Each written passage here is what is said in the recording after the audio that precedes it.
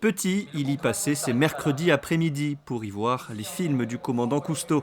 Mardi soir, Alain Antonielli retrouvait le musée océanographique pour y projeter cette fois en avant-première son propre film, L'âme de la banquise.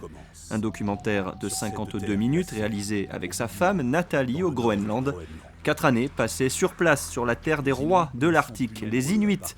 Une aventure humaine touchante sur les traces d'Olengwak, l'un des derniers chasseurs d'ours polaires. Partir en plein mois de décembre, en pleine nuit polaire, voir les lumières du village qui disparaissent et se retrouver dans le noir total avec des images en noir et blanc, j'avais l'impression d'être sur la lune.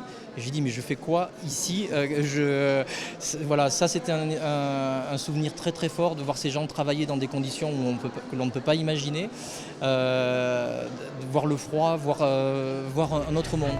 Depuis 2009, Alain et Nathalie Antonielli ont parcouru 4800 km en kayak sur la côte ouest du Groenland à la rencontre des hommes. C'est vrai que c'est un film qui est fait sur la durée, donc on ne peut pas rivaliser avec les gros moyens techniques. Il fallait être sur le terrain avec les contraintes et donc s'adapter, donc moins 40, une petite caméra à 3 sur un traîneau et puis raconter une histoire, filmer le plus possible.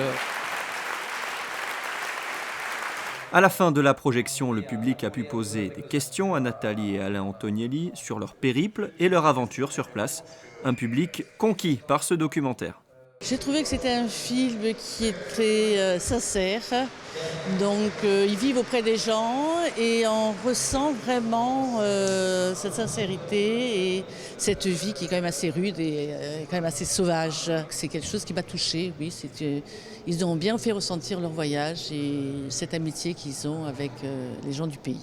Le couple Antonielli a désormais une famille adoptive au Groenland. Un retour sur ces terres glaciales de l'Arctique est prévu en décembre ou janvier prochain. Le film, lui, sera diffusé sur la chaîne Planète Plus et sur TV5 Monde.